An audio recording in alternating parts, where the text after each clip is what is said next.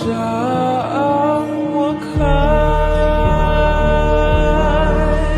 Akita naman sa iyong mga mata kung bakit pinili mo siya.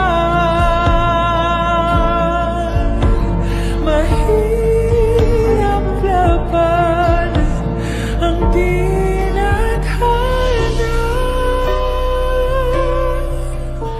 Pinapaubaya,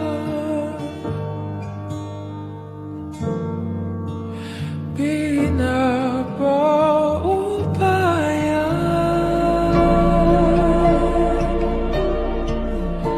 pinapaubaya.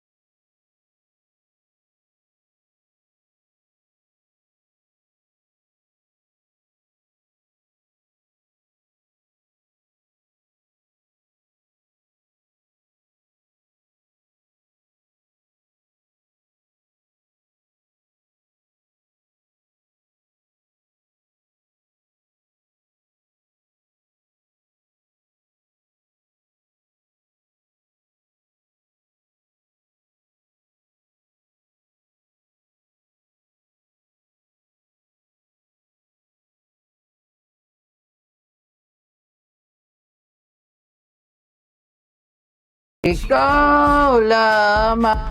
Ang ingay! Hindi niyo po ba narinig yun? Alak po, alak. Anong oras na rin po?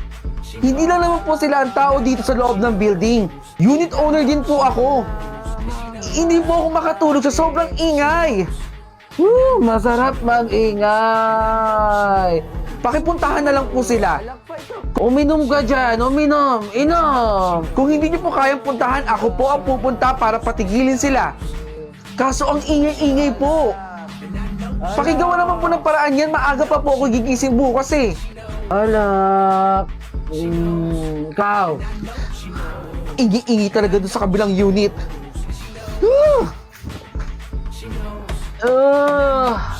Kagabi, ang ingi-ingi na nga nila. Tapos, ngayon naman, nagpumupukpok. Pwede ba yun dito sa kondo? Hindi talaga nagpapatulog yung kabilang unit. Saglit nga, pupuntahan ko. Ingay! Tao po! May tao ba dyan? Imposible walang tao dito, may nagpupupukpuk eh. Kuya, kung sino ka man, please lang oh, magpatulog ka naman oh. Ang ingay-ingay eh.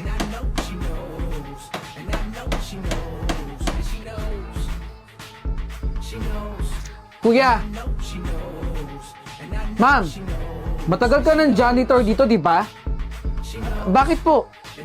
10 years na po akong janitor dito. Bakit hindi sinasaway ng management yung kabilang unit? Siguro mayaman yun, no? Hindi nyo man lang puntahan doon para sawayin. Ang ingay-ingay. Halos ilang gabi na ako natutulog ng late at puyat na puyat. Kapag walang pera, hindi nyo pinapansin yung reklamo?